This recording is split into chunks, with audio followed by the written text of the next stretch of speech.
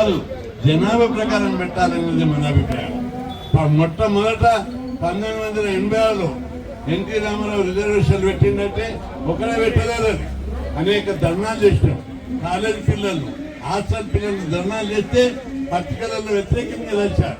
అయినప్పటికీ కూడా ధర్నాలు చేసి రిజర్వేషన్ల ఉద్యమం సందర్భంగా రామారావు గారు సత్యనారాయణ ఉన్నాడు, చర్చలు జరిపి 50% రిజర్వేషన్లు పెట్టాలని కోరితే 20% మండలి జరిపిన పెట్టారు. సర్పంచుల్లో పెట్టలేదు. మళ్ళా గొడవ చేశాం. 87 నుంచి 92 దాకా గొడవ చేశాం.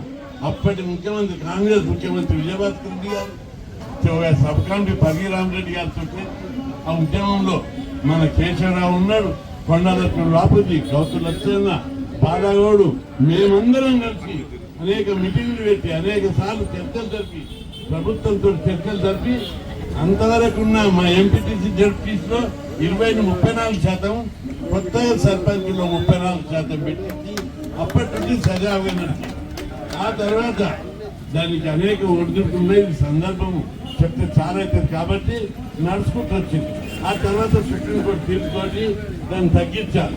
దాన్ని ఎవ్వరు కూడా సుప్రీంకోర్టులో పెద్ద ఎత్తున ఢీకొనలేదు. మన సోదరుడు వినయ్ కుమార్ గారు ఢీకొన్నాడు. అయితే అందరికీ నేను ఈ సందర్భంగా చెప్పేది ఏంటంటే, ఎప్పుడు రిజర్వేషన్లు వచ్చినా సుప్రీంకోర్టు అడ్డు తగ్గుతుంది. ఈబీసీ రిజర్వేషన్లప్పుడు నేనే సుప్రీంకోర్టులో ఈడబ్ల్యూఎస్ మీద నేను వేసిన 46 మందిని కేసులు ఇచ్చాను. కొట్లాన్ని నేను మచ్చుగా, కానీ సుప్రీంకోర్టు ఫుల్ ఫెవర్ వాళ్ళకి ఒకటే జడ్జిమెంట్ ఇచ్చింది. ఆ జడ్జిమెంట్ ఇచ్చిన తెల్లారి పార్లమెంట్ లో చట్టమైంది. జీవో వచ్చినందుకు కూడా దాని మీద ఛాలెంజ్ చేసి చర్చ జరిగింది. అయినా సుప్రీంకోర్టులో ఫేవరబుల్ గా తీర్పిచ్చాలి. అదంతా మనం చూస్తున్నాం. దాని పరిణామాల వల్ల ఎంత నష్టం జరుగుతుందో మీరందరూ చూస్తున్నారు. ఈ అగ్రకులాలకు 42 మార్కులు వస్తే జాబ్ వస్తుంది. బీసీ ఎస్సీలకు 60 మార్కులు వచ్చిన కటప్ కూడా జాబ్ రావడం. అంత అన్యాయం జరిగేటటువంటి దశలో పరగడం. అది అన్ని అంశాలు ఎట్లున్నా ప్రస్తుతాంశమైన 42కు ఏం చేయాలి? ఇక్కడ 2 మార్గాలు ఉన్నాయి. ఒకటి, రాష్ట్ర ప్రభుత్వము మా హనుమంతన్న కలెక్టర్ చెప్పాడు, న్యాయ జిమ్మేదారు అని చెప్పాడు. మీ మీద నమ్మకం ఉన్నది, మహేష్ గౌడ్ మీద నమ్మకం ఉన్నది. మీరందరూ ఖచ్చితంగా ఏ మార్గంలో ఇది విజయం సాధిస్తారు. అవసరమైతే ఒక ప్రజాఉద్యమం చేపట్టి రాజ్యాంగాన్ని సవరించవలసినటువంటి అవసరం.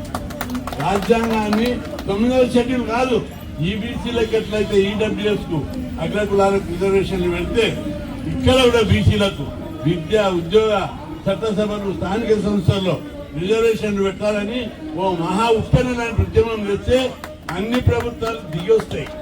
అట్లాంటి ఉద్యమం సమయం ఆసన్నమైంది. అనేక సందర్భంలో కేంద్ర ప్రభుత్వాన్ని హెచ్చరించాం. జనాభా లెక్కల మీద కూడా కన్ఫ్యూజ్ వచ్చింది.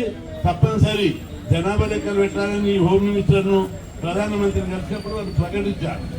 హనుమంత్ అన్నట్టు కొద్దిగా కన్ఫ్యూజ్ ఉంది. ఈ జనాభా గెజిట్ల లేదు.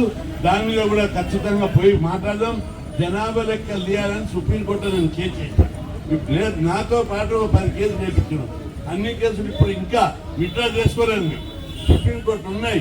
మీరు గెజిట్ నోటిఫికేషన్ చేసినాకనే విత్డ్రా చేసుకుంటామని చెప్పాము. అట్లే ఉన్నాయి.